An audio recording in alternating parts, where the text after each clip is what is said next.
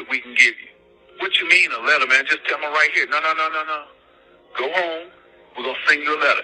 And that letter they're going to explain. But it's going to be coded like what they want him to do if he's willing to do this. You see, it's like nursery rhymes. And you're like, what? If I do what? I don't understand the letter. Give us your mama, and we'll put you in the $20 million club. Man, you crazy. And if you weak, you ain't got the Lord on your side, you sitting at home in that dark room, you tired of eating Roman noodles, you ain't got no running water, electricity out, you buy a candle going, all right, man. She worked, downtown. She get off at 6. What I supposed to do? Set it up, have her at home. You catch a plane, go somewhere for a couple of days, and we'll send you a text. All right. A week later, they give them a text. They won't say that she's dead. They'll be like, the party was great. Thanks for showing up. Because it's like coded. They ain't going to just come out and say they killed her, right? He heard on the news she dead. He break down. He goes to the bank account and got $20 million in his bank account. He slowly forget his mama. Ask Kanye West. Alafia! My name is Oshun Amare. On this channel, we uncover the creepiest, most unusual haunted TikToks the internet has to offer for entertainment purposes. Y'all are my soul tribe. Tribe is with a Y because the Y is for you. And that's because I love you so freaking much. I appreciate you, baby. I appreciate your time. I do not take it for granted. I appreciate your support. Please continue to like, comment, share, subscribe. If you are subscribed, make sure you stay subscribed. And yeah, y'all are who I do it for because my soul tribe is my family and I want the best for all of us, okay? Thank you. So get this good energy out there. Anyway, y'all, let's get to this next video. Here it comes. Mama was sacrificed. Michael Jordan, what about him? His dad, Bill Cosby, his son. Out in Hollywood, a lot of people come up missing. And you really lost him the same day you hit Swear number to one God, in the show? the same time. It was Baby on Baby. It went like number 1. Okay. To it is sacrifice. And I believe we all made sacrifices in life for our children, for our parents, with our time, with our money. I mean, have you made sacrifices in your life? Of course. Yes. But today I really want to focus on sacrificing people who sacrifice people for gain, for money, for power, for celebrity status. And I believe that this is a touchy subject for a lot of people because people don't want to acknowledge that this does happen, that people sacrifice people for money and fame. And people are scared to. I think it's time for people to talk about things that, you don't want to talk about, but that's really happening. We have to face it today. Sure.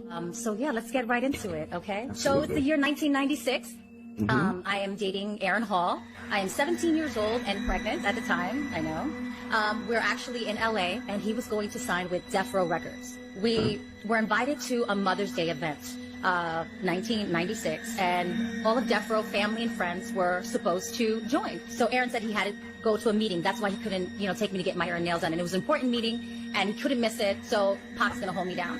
And then we met up with Aaron after I got my nails and, hair done. We went to the hotel and Aaron's extra, stressed and pacing back and forth and him and Pac start talking. So he's extra mean, extra, just everything. And I felt like there was something going on. It's more than just business. So to let you know, allegedly, when he was, going to this meeting, he's kind of pleading for my life. Some of these people to be down with the cause, you got to sacrifice people, was insane to me. And allegedly, they told him, there come a dime a dozen of her. She could be replaced. I don't care if she's pregnant. You can get a pretty young thing and it's no big deal. So allegedly, he said, no, I'll be damned. I'm not going to do that. I love her. So they went back and forth, and allegedly it was said, it's going to happen if you like it or not. So he buys me a white dress, go to the event. So I say this before we go into the venue. When he was pleading for my life and telling that, he doesn't want nothing happening to me, he's still taking me to the venue. I went over this over and over in my head. Why would he take me? Why would he put a white dress on me? It's like, dressing the lamb and giving her to the wolves. You know what I'm saying? We walk into the back of the venue, I'm still have no idea. I'm oblivious of what's going on or what's going to happen or what they tend to do. This female runs towards Aaron and then he walks her halfway, grabs her, and they start talking and they're in each other's face. So a 17-year-old's mind, you know what I'm thinking? You know what I'm right? She's approaching, she's screaming, something. Right. Oh, I'm here, I'm pregnant. Right. You know, she's up. So the mood changed. People started moving towards Aaron and I, men. And then I said, ooh, it felt eerie. I said, something's different. It's not, you know, I'm your man. You feel something. Right. And then, so I shut up quick. I like was looking at the room and seeing, I'm trying to figure out what the fuck's really going on. Because I see the fear now in Aaron's face.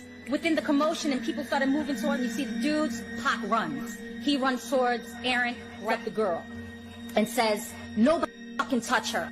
Points to me. And he goes, she's Spanish, she's Aaron's wifey.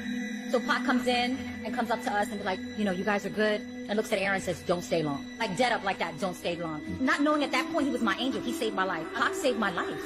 And I'm grateful that he saved my life. And we said goodbye. And before we said goodbye and left, one of the demons came up to me and said, you're blessed. I mean, I was looking a demon in the eyes. You know, he was telling me that you almost got, and I felt it in my soul. You know, the setup allegedly was to make it look like a gang thing. You know, beat her up, you know, and leave me on the side of the road. So that's what allegedly they were supposed to do. What was her purpose?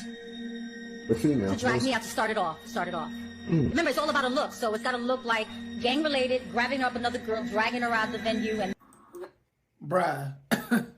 What the heck? Like, that was crazy. First of all, I'm mad that it was cut off because I don't know who that is. Where's my phone? I need my phone because I need to see. My phone is right there. How many people do that on a daily? Okay, don't judge me.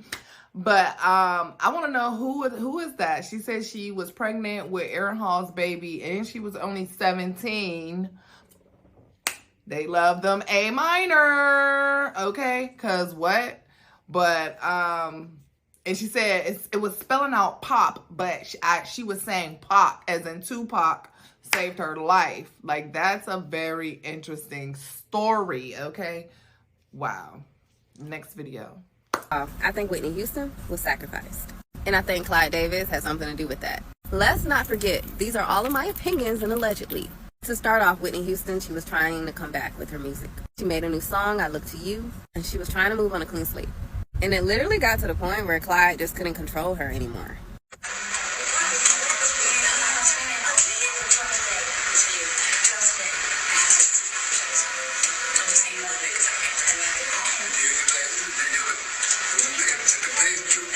So we just not gonna talk about that mysterious note and the way Brandy was looking like, what the hell is this?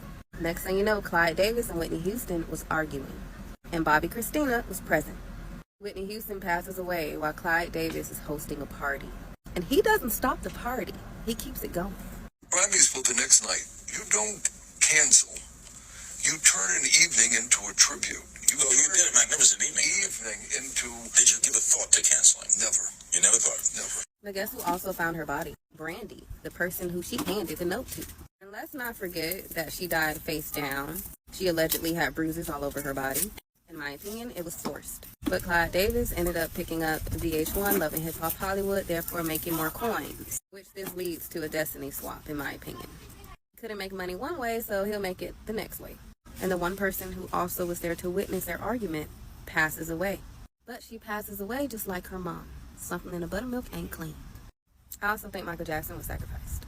Hollywood sacrificed his ass.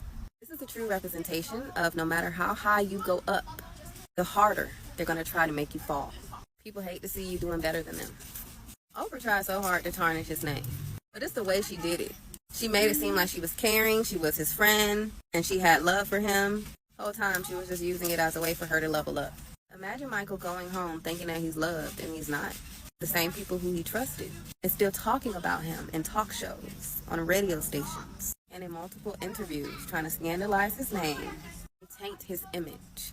And Oprah kept doing it. She kept just bringing him up and trying to scandalize his name. She didn't intentionally do it, but she kept talking about his accusations, his court appearances. She just kept bringing him up. Therefore leading him in multiple movies, like Scary Movie and other movies, trying to defame his character and scandalize him. Therefore leading Michael to apparently overdose. Y'all see my face. Meanwhile, Oprah gets more movie deals. She's making more movies. She's making more money. Another destiny swap. But it wasn't just Oprah in on this one. The next person who I think was sacrificed was Prince. But he knew he was going to be sacrificed. I think he did a whole destiny swap with the royal family.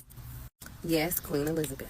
Queen Elizabeth's birthday, April 21st, 1926. If you add 1 plus 9 plus 2 plus 6 is 18. Add 1 plus 8 and it equals out to 9. Prince died April 21st, 2016. Add 2 plus 0 plus 1 plus 6. It equals out to 9, which represents completion. So what the hell we completed? Did y'all know the day Prince died, he wore all black? His family knew he was going to die. Passed away. What was that like for you? It wasn't hard at all. It was a 2-second phone call. He's gone. I had been preparing for 2 years, so I knew that it was coming. The queen knew she was going to pass, and she tried to get some more years with the sacrifice. But karma never misses, because the whole royal house is in shambles. Prince Andrew got exposed. Queen Elizabeth and her husband passed away. King Charles got cancer. Princess Kate has cancer, even though I think she's AI. The side chick is queen. And Prince Harry hauled ass and took his family. Yeah, so... You see that picture of them? They look evil as hell in the face. Like their eyes, the children, the old people, all of them. That's a whole nother rabbit hole, and I want to go down it. So we going to experience that one day soon, okay? For all of my opinions, and allegedly... Last point, and I'm going to leave it alone. I've never personally been with Quincy Jones, but you, that was your girl, boy. Cat Williams has been setting the internet on fire lately, especially after his explosive interview on Club Shay Shay with Shannon Sharpe. He let loose, putting a spotlight on a bunch of celebrities, and Ludacris was right there in the hot seat. Cat was straight up, accusing Ludacris of trading his soul for a shot at more money, fame, and a role in the Fast and Furious saga. At first, Ludacris kept it cool and stayed out of the drama, choosing not to hit back at the claims. But now, the silence is over. Ludacris is stepping up to throw down his side of the story, hinting that things are about to get real spicy. We're on the edge of a showdown that's brewing up a storm. Let's dive deep into this unfolding drama and see what's really going down between these two celebrities. So what exactly went down between Cat Williams and Ludacris? It all started when Williams dropped a bombshell during his eye-opening interview on Club Shay Shay with Shannon Sharpe. He spilled the beans on a secretive meeting with the Illuminati, where both he and Ludacris were supposedly given a once-in-a-lifetime offer. The deal? A chance to join the ranks of the elite, but with a catch, one that would change their appearances and supposedly their futures. Williams painted a picture of a pivotal moment where both he and Ludacris stood at a crossroads, faced with a decision that could either make or break their careers. According to Williams, the Illuminati laid out the terms. For one of them to join, they would have to give up their iconic looks. This meant saying goodbye to their hair and the distinctive sideburns that had become a part of their public personas. The stakes were high, with promises of staggering wealth and guaranteed roles in blockbuster movies. Williams claimed that the Illuminati offered $10 million per movie for a total of 20 movies, amounting to a whopping $200 million. In this high-stakes game, Ludacris was the one who allegedly accepted the offer, choosing the path of fame and fortune that came with a role in the Fast and Furious series, among other opportunities. Are you related to Luda? No, so there was a crossroads where we were both invited to an Illuminati thing, and it had to be one or the other of us, and decisions had to be made. So it was both of us, we were equal. One of us had to cut off all their hair and couldn't do the sideburn thing no more with the points. And the next person, they said, was going to get $200 million because they were going to pay him $10 million a movie to do 20 movies. And that's how the conversation happened. One of those persons turned out to be Ludacris, and the other person turned out to be Cat Williams. Now, one person ended up with a light-skinned, ugly-faced wife that's never done it. Remember I told you that if I say that, it applied to 7 people? Yes. It's part of what they give you. Okay? I didn't get it. I'm not mad about it. How much money they give? 200? Sir. Fast and Furious is on what number right 10. now? 200 million. I might need to get me one of the more women that look the same. That's what they all end up saying at the end of the day. Kevin told you he wasn't gonna wear no dress until they offered him the dress, and then he put it on. And what did he say after he wore it? I made my own decision. Duh. But you didn't make it before they brought it up, did you? 200 million's a lot of money. What you willing to do for $200 million? I'll cut my hair off for $200 million. I mean, I ain't sacrificing nobody I love for $200 million, but I'll cut my hair off for $200 million. Hell yeah, cut them sideburns off, baby. I'll cut my motherfucking eyebrows off for $200 million. I'm just saying. I don't think that's selling your soul. It's just changing your appearance.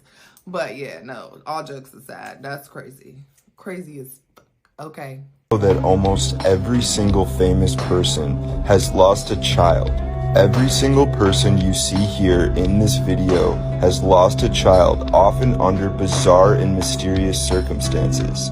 If you can find a rare exception of a celebrity who did not lose a child, they usually will have lost someone incredibly close to them much before the assumed time that person would have died, like a mother or a father. This phenomenon stretches across the whole spectrum of celebrity, everyone from musicians, actors, politicians, rock stars, and even sports stars. How many people do you know in your life who has lost a child? How many people do you know that lost that child under mysterious circumstances? Just from a mathematical perspective, it does seem a little odd that we can find so many examples of this amongst celebrity culture. What in the world is going on with this?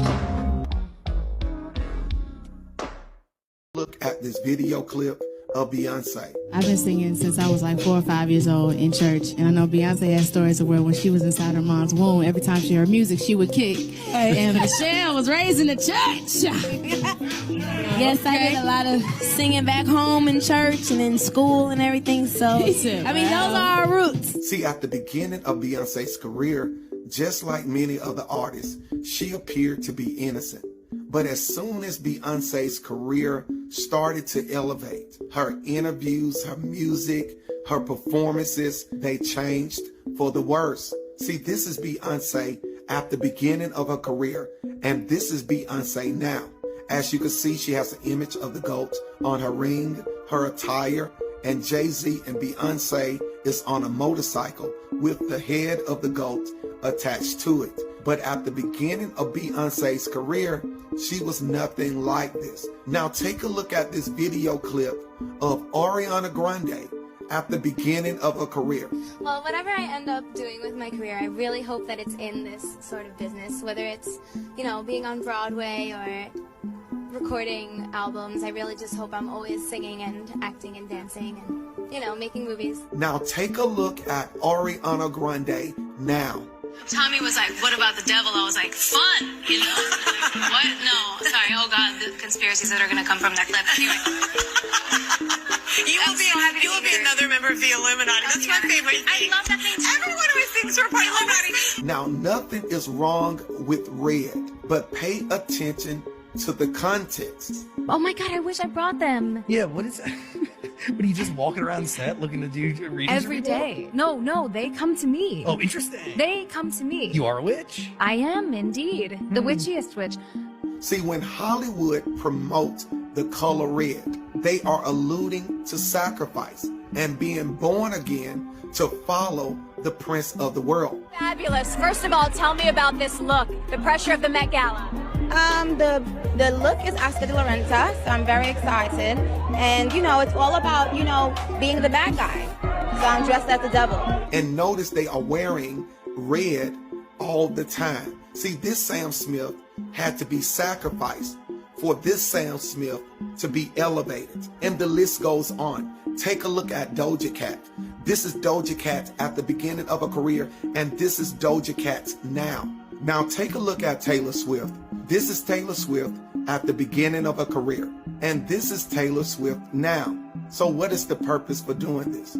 It's to lead the culture into darkness. It's to turn them over to the prince of the world and to keep them blind. So they weaponize music to lead people astray. So if you're not walking in the spirit, you will not overcome this, because we don't wrestle against flesh and blood, but spirits. And according to the text, every seed shall bring forth after its own kind. See, if an apple seed, then you shouldn't expect oranges. I said that to say this. If you sow in corruption, you're going to reap corruption. This goes for Beyonce, Doja Cat, Taylor Swift, and the list goes on. The stars are falling. Don't let anyone fool you. Their time is running out. So don't let these people lead you astray. Brothers and sisters, be not deceived. Watch and pray. No one realizes that Alabama Barker has made 3 heartbreaking sacrifices in order to please the Kardashian family. As a white person, Alabama has recently been always dressing herself up like a black person. Unexpectedly, this is the sacrifice she made in an attempt to enter the Kardashian family. However, in order to transform from the daughter of a rock star into a member of the Kardashian family, Alabama has put in thousands of times more effort. In order to gain the recognition of the Kardashian family, she has given up her original music style and adopted the aesthetic style of black people. She has dyed her hair in bright colors, trying to cater to the aesthetic taste of the Kardashian family. But due to her imitating the dressing style of black people, she has instead been criticized and even damaged her own image. Moreover, in order to fit into the circle of the Kardashian family, Alabama has no friends left. However, facing the targeting from Bobby, Kris Jenner believes that Alabama does not conform to the family image, has distanced herself from Alabama, and even reduced the family's support for her. All the efforts she has made have thus come to nothing. I've just recently heard of that young lady. I don't know who she is. I didn't know that she did music. And they said that she has a famous rock father. Who's her father? If you know, let me know in the comments. But you could tell she trying way too hard, as most of them do. And then, you know, put us down as the real beauty, natural of the universe, who they try to be. Anyway, but yeah, I don't know that girl. Do you know her? Claims by saying, go back and look at the Kings of Comedy tapes. Whenever he introduced his buddy, Cedric the Entertainer, it was all about himself. So yeah, I knew about it. Did it piss me off? Nah, you can't piss me off. You ain't that good. Not one to hold back, Steve decided to tell his side of the story during an interview in 2009. He said, I was upset at first because it just wasn't true. Me and Bernie had a lot of good times together, and then this article in GQ came out and put all this vicious stuff in there. B said he never said I had to take him at his word for it. In another interview, Harvey clarified that he had no intentions of being a movie star. As for the allegations about him showboating, Steve didn't mince his words when he said that in this town, it's all about the ego business. Interestingly enough, Steve didn't feel like giving Bernie a courtesy call to clear the air following his GQ interview, simply because he didn't get one from Bernie when he first caught wind of the rumors. And so, against this backdrop of betrayal and backstabbing, Steve and Bernie found themselves on opposing sides. The beef between the two comedians has long been an open secret in the industry. Back in 2022,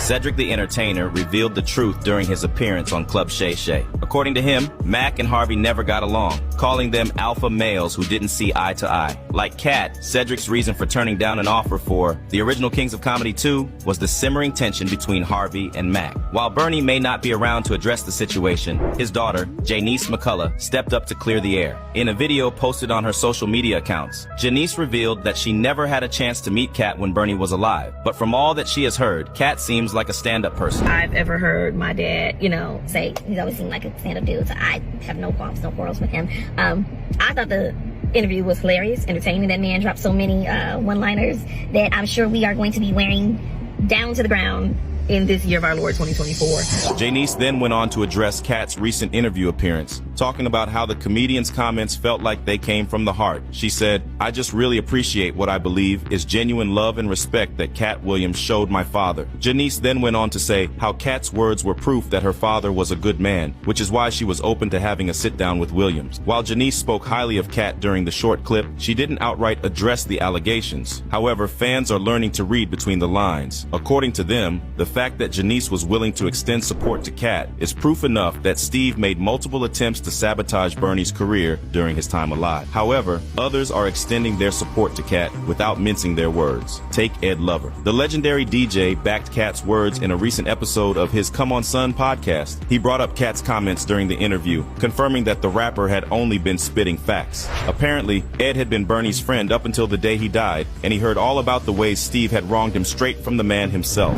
When I tell you one dude that has never, ever, ever changed. Y'all have heard me say this before, is Bernie Mac. Love Bernie Mac. And Bernie, the stuff that he said, Cat Williams said about Steve Harvey calling to try to get Bernie's role on Oshun's and that kind of stuff, Bernie told me out of his own mouth. And so Ed believed Bernie when he said that Steve hated him. Unfortunately, Bernie is not the only one who's had to bear the brunt of Steve's greed for power and fame. And click a thingy and go.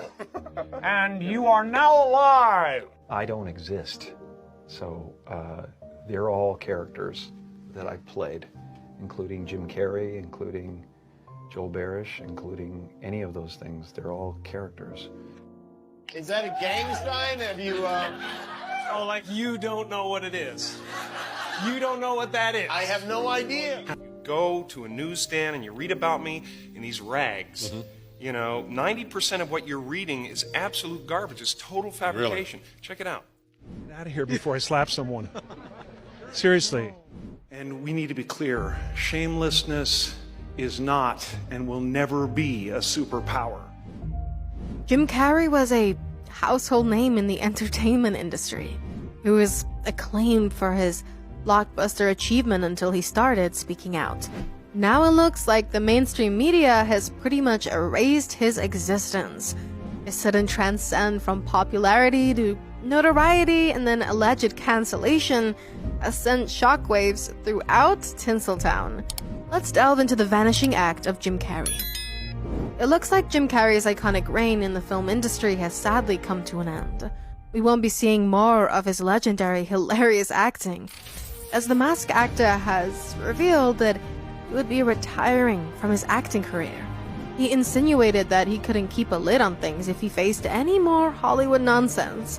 In an interview with Entertainment Tonight, he said, There's so many things because I've been so busy for so long that important things that I've ignored. Jim confirmed the retirement rumors in an interview with Access Hollywood by saying, well, I'm retiring. Yeah, probably. I'm being fairly serious. It depends. If the Angels bring some sort of script that's written in gold ink that says to me that it's going to be really important for people to see, I might continue down the road, but I'm taking a break. Later on, Jim explained that he liked his quiet day-to-day life. However, he did hint at some type of unrest in the next few sentences. And this is something you might never hear another celebrity say as long as time exists. I have enough. I've done enough. I am enough. The sketchy retirement comes after Carrey's interview with The Hollywood Reporter. Jimmy revealed that he wanted to exterminate Hollywood culture from the first time he stepped into the limelight. He explained that no one wanted him to be successful. My plan was not to join Hollywood. It was to destroy it. Like take a gigantic sledgehammer to the leading man into all the seriousness. David Alan Grier would go out in the audience and say, Jim, in his hiatus, is gonna be doing a movie called Ace Ventura, Pet Detective. Let's wish him luck with that. And everybody would scoff at me. They'd fake applaud and laugh at me. But then the movie was released and ranked in more than $100 million. Overnight, Carrey was a sensation. His $450,000 fee for The Mask, which had been negotiated pre-Ace, became $7 million for his Dumb and Dumber. By the time he made The Cable Guy, Carrey was the highest paid movie star around and easily one of the most recognizable. After reaching the pinnacle of success, Bruce Almighty actor. That was awesome. I did not cut it off. It cut off, okay? That's how it was uploaded. Chill out, first of all. Second of all, Jim Carrey, hands down, my favorite all-time Caucasian actor. Comedian, both one and the same. He is phenomenal, and I have never seen a bad Jim Carrey movie ever in my life, and he deserves all the praise, all the glory, and flowers. So we love you, Jim Carrey. Thank you for all you have done for our entertainment, lives, movies, shows, A Living Color, everything, okay? Chef's kiss. Thank you.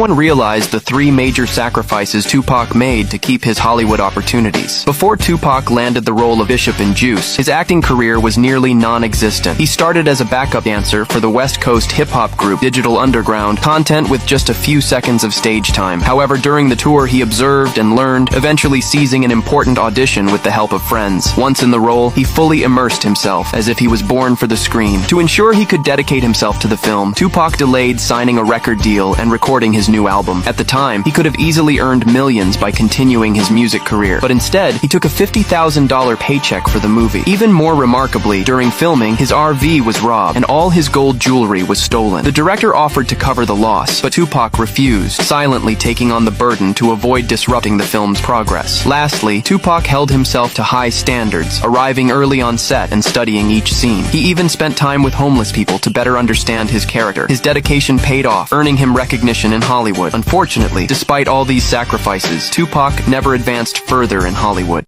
Sasha Fierce is done? She's not done, is she? Sasha Fierce is done. She's over? I don't know. I killed her. She is.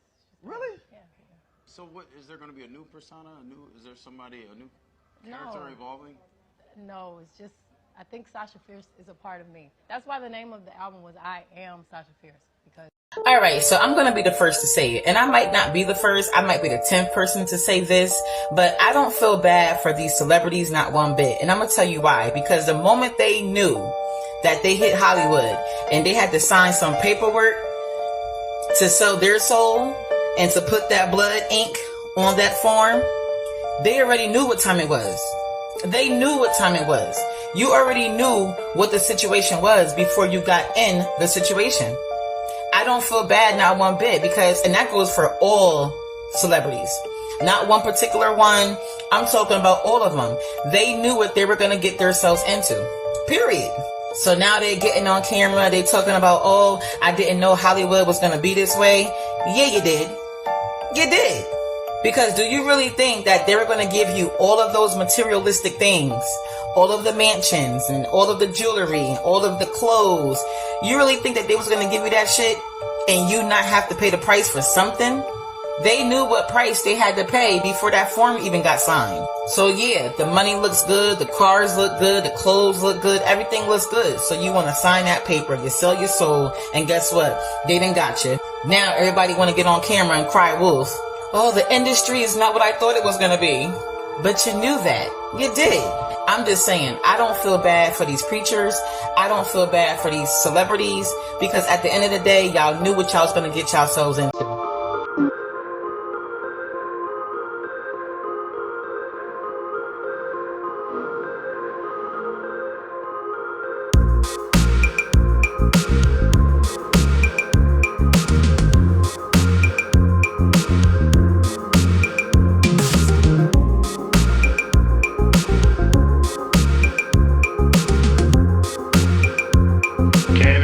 Exposing Hollywood, Part 1. Same time, Harry Styles. Okay, cover of Vogue, great accomplishment. Why do they want him in a dress? Why couldn't he? I've seen him wear a suit. He looks lovely in a suit. Why is Lil Nas X making a Satan shoe and straddling? Who is picking these people and putting them in the most public and applauding them and saying, this is great, this is great, this is great? That is a decision that is being made with purpose, okay? By people that have nefarious intentions. I view the people like Cardi B, Harry Styles, Lil Nas X, those are pawns in a game that is much bigger and much more twisted than they could possibly understand. I completely agree with that. Love me some Candace Owens. Thank you, Miss Boo. But I completely agree. And then before that, I said it before, I don't think every single person who's rich and famous had to is evil. I don't believe that. But at an extent, or I should say, I don't believe that they knew that they would have to go to different leaps and bounds that they have went to for their career. I think that of course we get the hearsay, so it's like you got a thought of possibly, but you never know. I don't know. I just be trying to see the better in everybody. And that be getting me in trouble. These people are evil, but I don't think every single person is evil who is rich and famous, or just rich, wealthy in general. Like, it gets real. It gets really real. But anyway, girl talk. Thank y'all. I appreciate y'all. You have reached the end of another video. I appreciate y'all. Appreciate your time. This was an interesting video. You know, people do have to sacrifice to get bigger and better things in the world, but it don't necessarily mean that you have to sacrifice evil for what you want. You know, you can sacrifice good things as we do. Like my 3-day fast is a sacrifice. I'm not smoking, not drinking, not eating, not sexing, not nothing. And yes, it's only 3 days, but I do it at the beginning of every month, and it is a sacrifice. So you have to sacrifice different things for different things that you want in life in general. But there are levels, and these people definitely take it to the extreme. I'll say that. But again, I don't think every single person is a part of just evil shit. But we don't know, okay? And shout out to those who do expose the evil shit that goes on in this industry, in that industry. But, yeah. It is what it is. I love y'all. Y'all are my soul tribe. Tribe is with a Y because the Y is for you. And that's because I love you so freaking much. And yeah, I'm getting up out of Florida soon, y'all. I'm moving. Undisclosed location, but things have been getting real. And I don't want to be here for the next hurricane season. I'm gonna go ahead and say that. I don't. And I don't want to be in this apartment. I don't want to be, there's just a lot going on, but everything is good. Everything is great. And everything always works out for my greater good. Okay. Blessed and highly favored. Anyway, I'm out, y'all. I say.